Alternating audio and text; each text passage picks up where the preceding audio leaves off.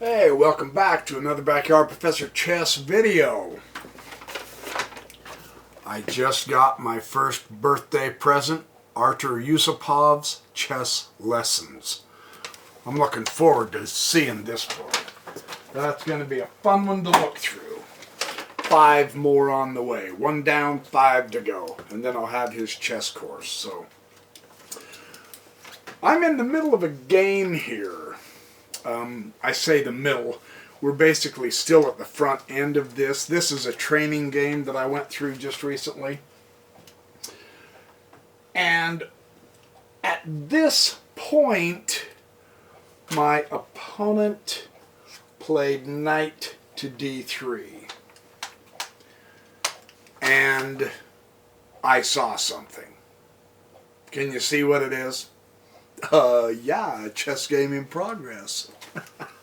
That is correct. Congratulations. Oh, heck. Here, I took a few notes, not a whole lot, but here's what I want to emphasize in this game.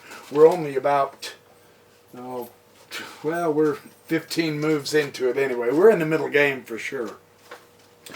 Here's the idea. I'm going to show what the initiative is, again, because it's kind of an elusive subject for us. It really is. Once you get the initiative, you never want to let it go. Basically, in a nutshell, the initiative is putting the pieces where you want to put them, not where you have to put them because you have to react to what your opponent is doing. You want to carry out your plan, not constantly fighting on a defensive front against an attack from your opponent. That's the initiative, right? So I get it, and I hang on tenaciously to it. Yes? And because I used a strategy that is so very vital to winning chess, I was able to have some very sharp, powerful tactics. And I was really excited about this. And I want to show you this. My opponent has just moved his knight. At this point, I saw something, because I have seen this in Bobby Fischer's games. I have seen this in Jeremy Silman's games. I have seen this in Alexander Alekin and J.R. Capablanca and Emanuel Lasker, come to think of it.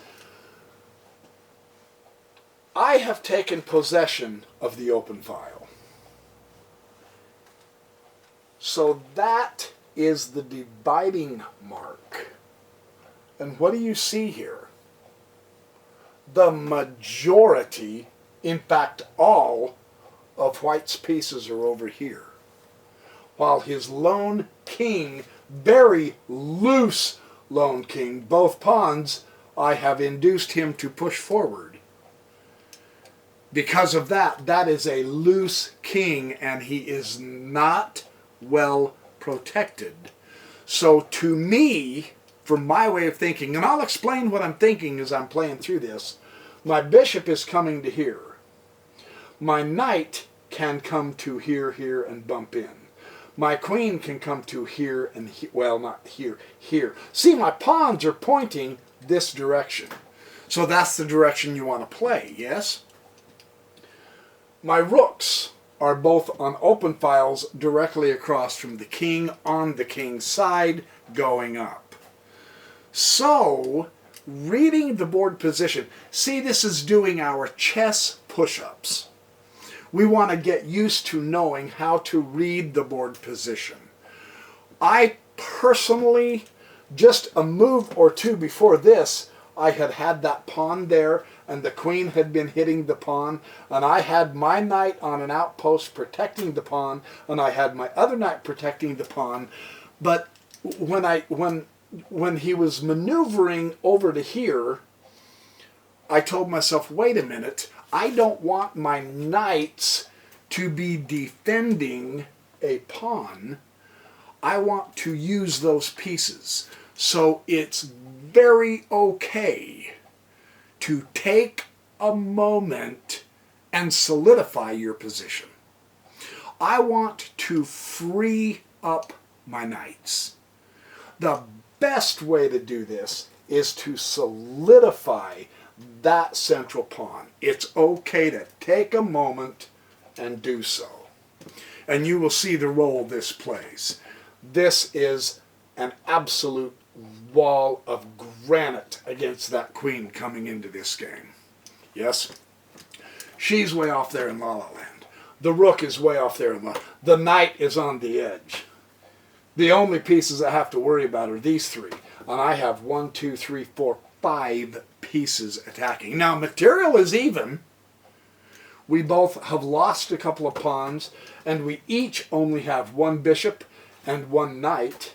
At this point, my knight, I believe, as I was trying to be as objective as I can in the position, meaning we have to recognize our strengths and weaknesses and our opponent's strengths and weaknesses. One of the huge advantages I felt I had, and so I made use of this, was this wonderful diagonal barrier against her, him, and him. And technically the rooks, because I own the open file. He's not contesting it yet, but I have it.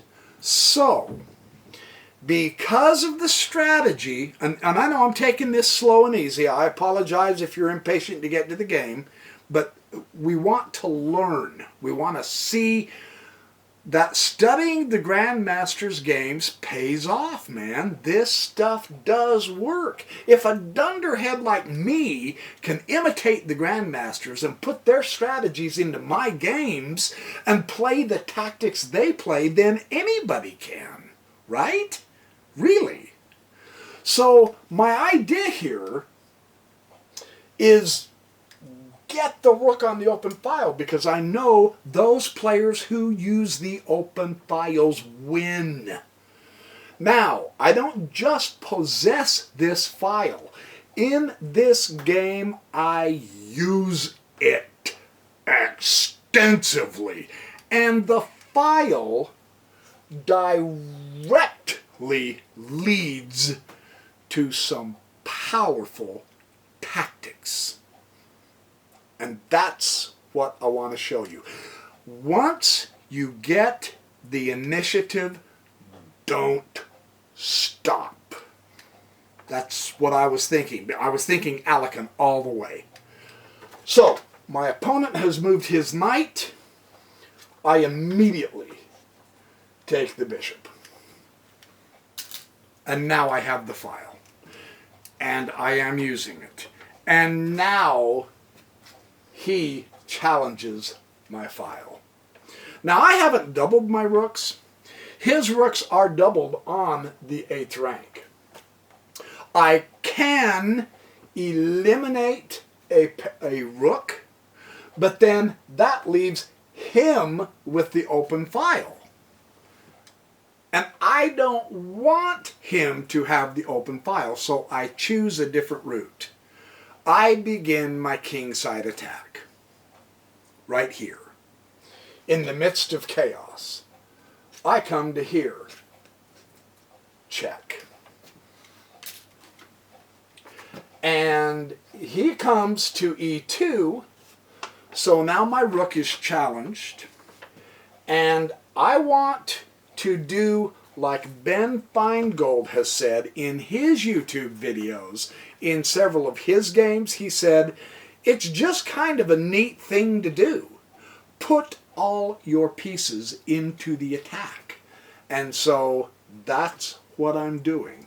I leave no piece unused. That's what I want to do in an attack. I now have this file. Just be aware of that. This is really good. He brings his rook to here.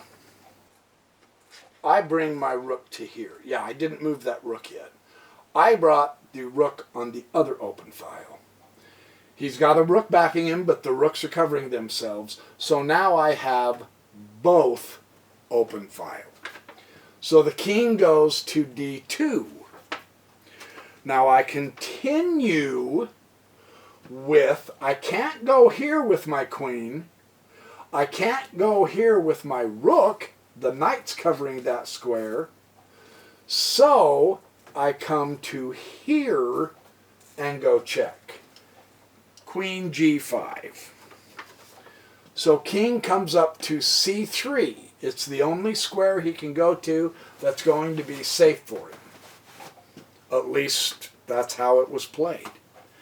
And now my first tactic, because basically he walked into it, but I decided, hey, I can use this to my advantage. The knight is pinned to the king. Yes?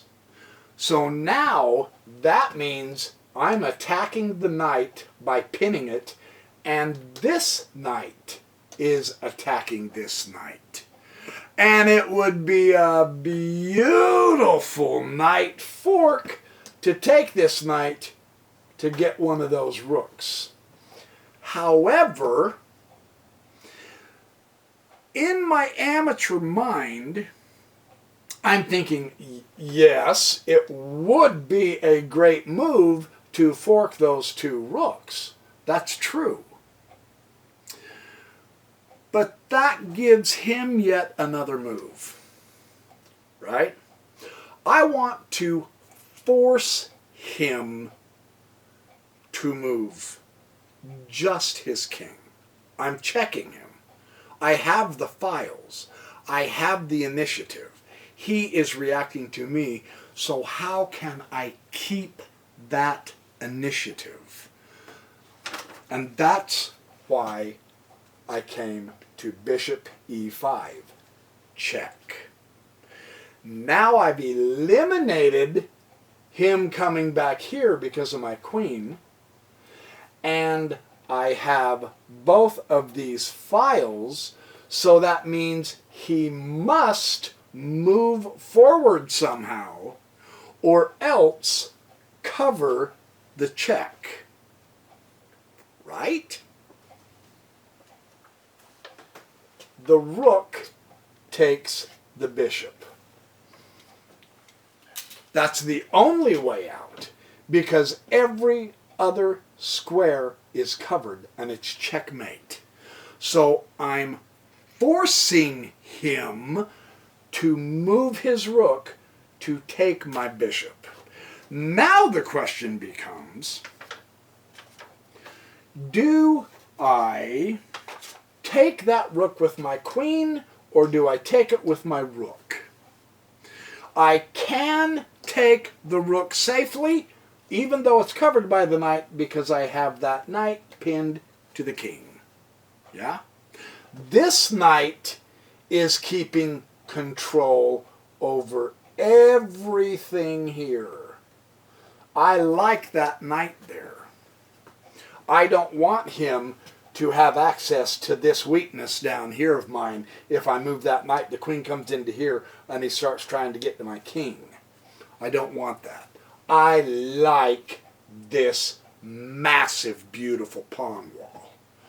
So I keep this knight in this battle, denying the king certain squares, even though they're all occupied at this point, because I'm pushing him this way into crowded territory, which means it might be easier to checkmate this guy.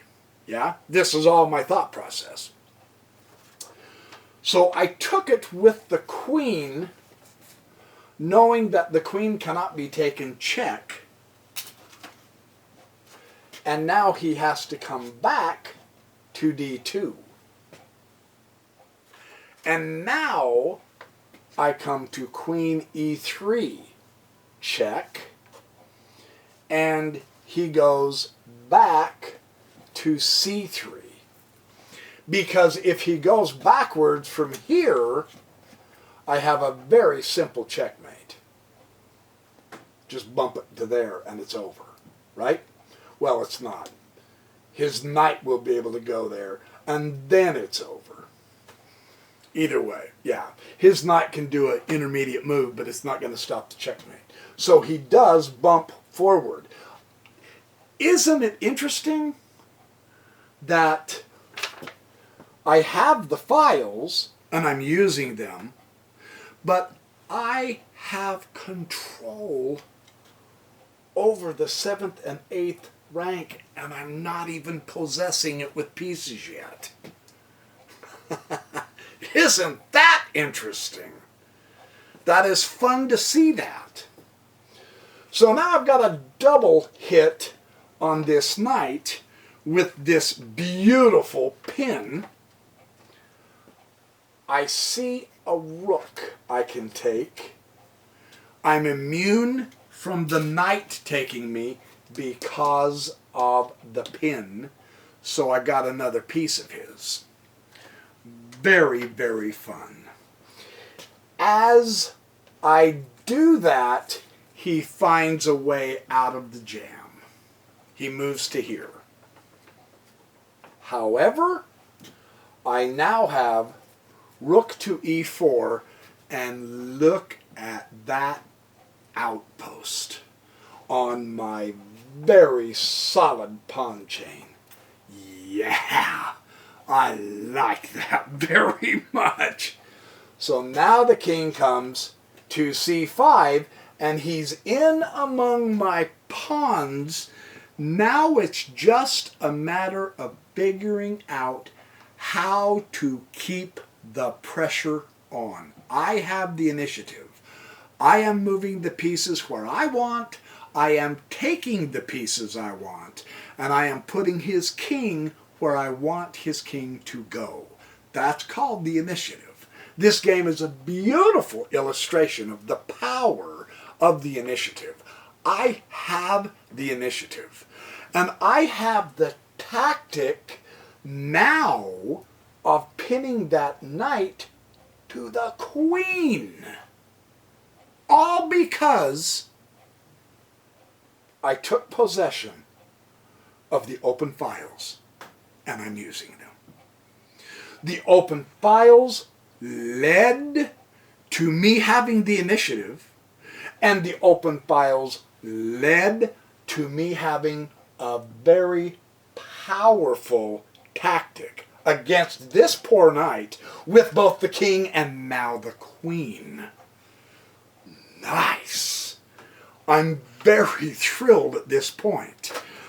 I have him down in among all. Look where he is all by himself. I mean, it doesn't get better than this. Now I just have to find a way to avoid getting taken by one of his pieces while I checkmate his king. Yes? Queen comes back to e3, check. King goes to d6, trying to hide.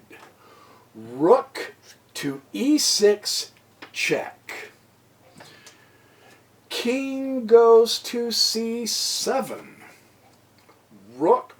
C7, rook to e7, check, and his king now, and this is a strategy you want to remember, if you can. Rather than running further away, he stays in contact against the rook in case I leave it hanging. Because that does happen. And when it does, you can get a rook. Right?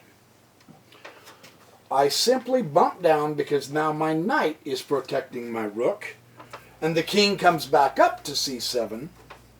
And then I bring my queen down to e7. Again, the use of the file, the elimination of the use of his knight because I have it pinned against his queen. His queen literally has nowhere to go and no way to help. She has been shut out onto that side by two strategies. The knight on the outpost and the powerful pawn chain. That is definitely having an effect on this game. Yes? Okay, I just wanted to point that out. King comes to b6. Here, I was asking myself, do I can't just go to here and check because I don't have anybody covering my queen. My rook, I could seal this square off, but then that gives him a move. Right? I could seal the square off though. But the way to get access to the king is to open things up a little bit. Here I am crowing how proud I am of this pawn chain. But at this point, it has served its purpose in my thinking. So I bumped the pawn up. And I know the knight isn't going to come tearing me up because he'll lose his queen. Right? So that's what I did. King came to b5, trying desperately to hide in a corner. I came to d7 check, eliminating the runaway corner. He can't go here. He can't go anywhere, but he can take the pawn. And now it looks like he has a small opening, but he doesn't, because now I go rook check. Very nice. And he comes back to b6, and I am able to go to queen 6, checkmate. The beautiful part about this game is the interreaction, the consequences, the cause and effect of having the two files, being able to use them to get to the king and chase him out. And because I had the files with the rooks and the queen, and because white had most of his army on this side, I was able to pin one of his most important central pieces that could have wreaked havoc into my attack. I was able to pin him first to the king, then to the queen. That's a very important tactic. You can see the effect of that tactic. And then I ran up and then back down the files, chasing the king into my territory among my pawns so that I knew I could checkmate him. So there's your chessercise, there's your game. The takeaway from this game is not that it was Grandmaster chess. It's never going to be Grandmaster chess.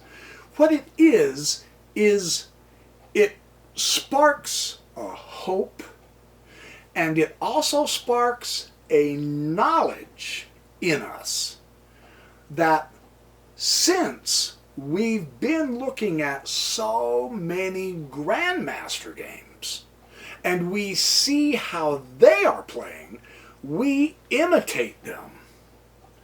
And we say, we insist to ourselves, the Grandmasters put their rooks on open files, so I'm going to.